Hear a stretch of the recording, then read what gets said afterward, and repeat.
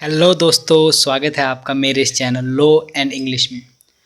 तो चलिए दोस्तों, आज मैं जो आपके लिए टॉपिक लेके आया हूँ वो है difference between sale and agreement to sale. जी हाँ दोस्तों, ध्यान से देखिएगा, sale and agreement to sale. इसमें मैं आपके लिए बेसिक सिर्फ 3 डिफरेंसेस लेके आया हूँ जो कि बहुत ही ज़्यादा इम्पॉर्टेंट है और आपको एग्ज़ामिनेशन के पॉइंट ऑफ व्यू से क्लियर हो जाएंगे। तो आप अगर ये 3 चीज़ें भी लिख दोगे ना पेपर में तो भी आपके लिए सफिशिएंट है इनफ मार्क्स गेट करने के लिए। तो पहला जो बेसिक डिफरेंस है सेल और एग्रीमेंट में क्या है कि सेल में जो होता है वो इमीडिएट ट्रांसफ़र किया जाता है। जी हाँ दोस्तों, आप किसी भी तरह की कोई सेल करते हो, कुछ भी बेचते हो तो उसमें इमीडिएट ट्रांसफ़र करना ज़रूरी होता है, नहीं तो वो सेल की कैटेगरी में नहीं आता।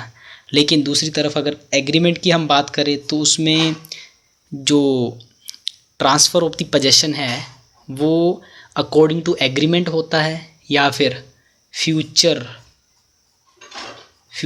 टर्म में उसे ट्रांसफ़र किया जाता है दोस्तों।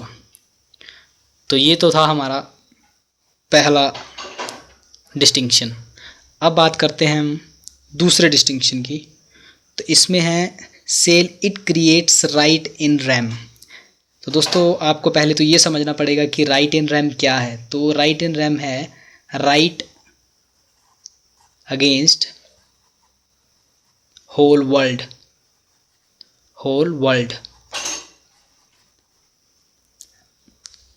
और एग्रीमेंट टू सेल में है it creates right in personam. Right in personam mean right against person.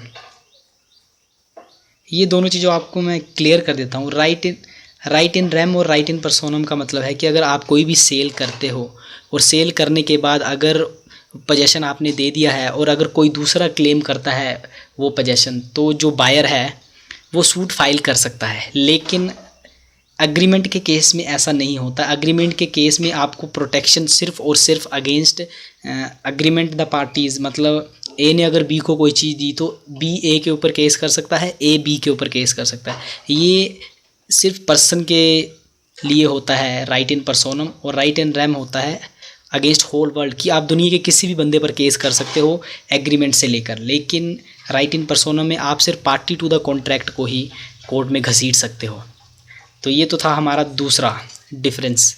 तीसरा डिफरेंस है हमारा लॉस ऑन बायर, कि जब सेल की जाती है तो अगर सेल की गई चीज़ में किसी भी तरह का कोई लॉस हो तो वो जो है उसका जिम्मा बायर के ऊपर आता है।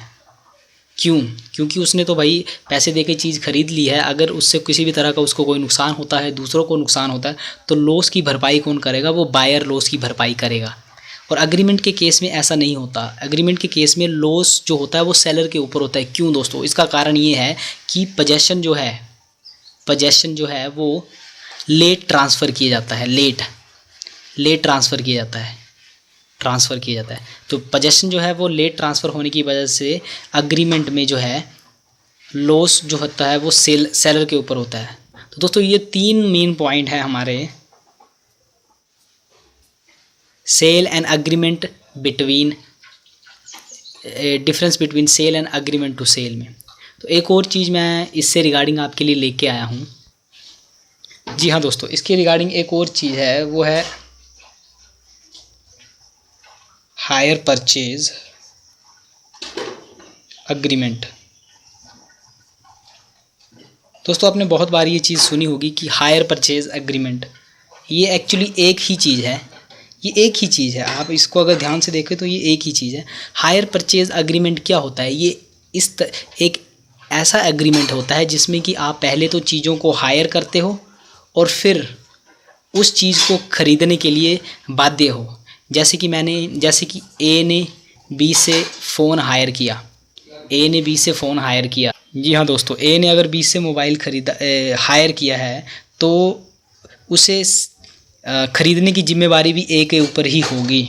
तो इसे कहते हैं हम हायर परचेज एग्रीमेंट। की हायर करने के बाद अगर आप किसी चीज़ को ख़रीदने के लिए बाध्य हो, क्योंकि उस एग्रीमेंट में वो लिखा होता है कि अगर आप ये चीज़ हायर कर रहे हो और अगर आप कोई इस चीज़ को किसी तरह का नुकसान पहुंचाते हो तो आपको ये चीज़ खरीदनी पड़ेगी। तो ये होता है दोस्तों hire purchase agreement. Thank you.